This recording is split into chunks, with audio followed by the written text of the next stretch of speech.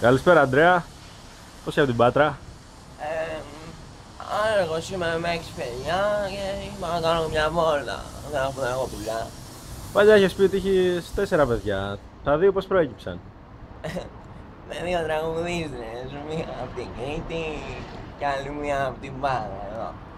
Με τις εκλογές, Αντρέα, τι βλέπεις? Τίποτα. Όποιος και να βγει φιλαράκι μου. Δεν έχω. Θα πας να ψηφίσεις? Εγώ πάω, πάω να ψηφίσω.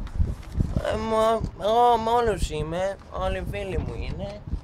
Και Σαμαρά έχω ψηφίσει και Παπανδρέου έχω ψηφίσει και από όλα τα κόμματα. Πώς τη βλέπεις την κατάσταση στη χώρα? Στη χώρα, τι να πω, η κρίση τώρα αρχινάει στη χώρα.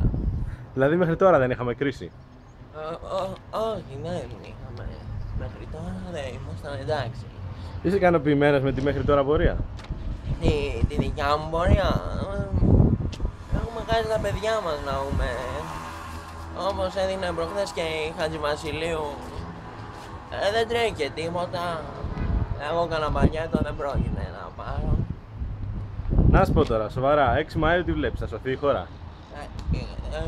Όχι. Η χώρα δεν θα σωθεί.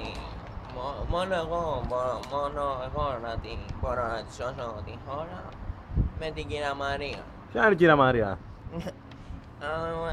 Αυτά είναι ό,τι θέλω εγώ κάνω. Είναι μυστικά αυτά? Χάρηκα, Αντρέα.